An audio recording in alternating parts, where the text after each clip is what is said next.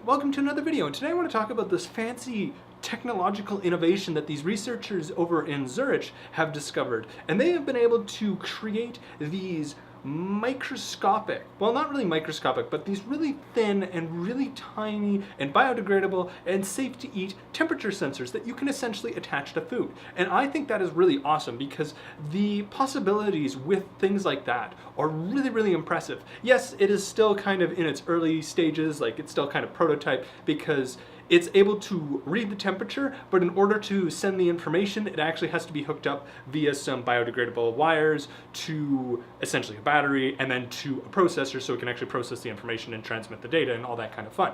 But I'm hoping that even though it has to do that, that they will be able to figure out a way to make the processor and the battery be integrated within the temperature sensor and keep it all biodegradable and also safe to eat. The reason why I think this is really, really cool is because there's always a 50-50 chance when you go out to a restaurant that your food is going to be cooked or undercooked.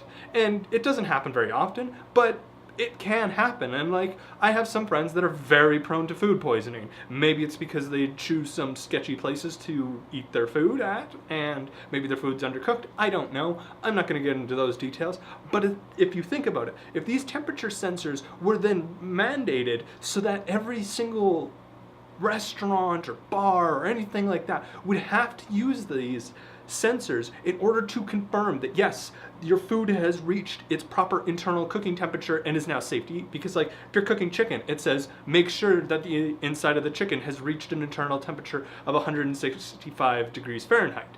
Now, how do you determine that? Yeah, the way I determine it is if I'm cooking chicken, I'll cut it open in the middle and be like, oh, it's still pink, gotta cook it.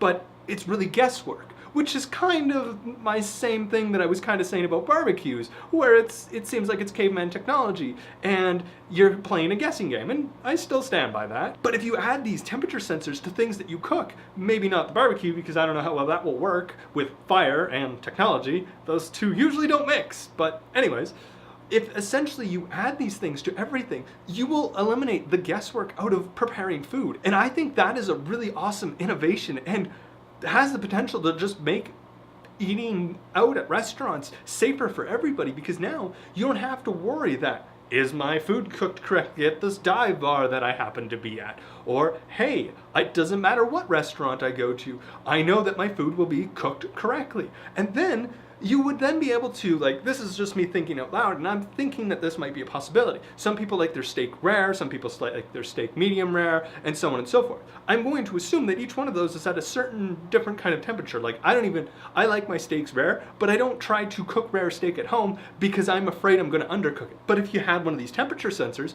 I would be less afraid of undercooking it. And another really great thing is that when you're shipping food across Canada, so if you're shipping food all the way from like Ontario all the way to Alberta, which is almost essentially entirely across Canada. It's not the full way, but it's pretty dang close.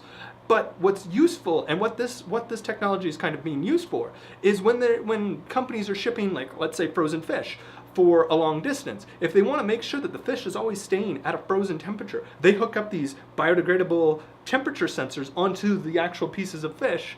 And this way it enables them to determine, hey, did the fish randomly get to 20 degrees Celsius while it was in transport? Because if it did, well, then that fish is bad. And it adds this extra level of knowing that things haven't gone bad, that the food items haven't spoiled, and that there's just this extra level of reassurance that your food is still safe. And I think that is really awesome. I really like when fancy innovations like this come out and start existing. In the comments below, let me know, what do you think of the fact that you could purchase biodegradable temperature sensors that you could even eat? Like, I think that's awesome. And like, if you could buy them off the shelves and they were maybe $10 each, or maybe $5. I don't know exactly what kind of price points these things would be at. But would you actually purchase something like that? So you have the extra level of assurance that you're not going to give yourself salmonella because you've undercooked your chicken. Like, I think it would be really awesome. And that pretty much sums up this video. Thank you for watching. I will see you next week. Don't forget to have an epically awesome day. Bye!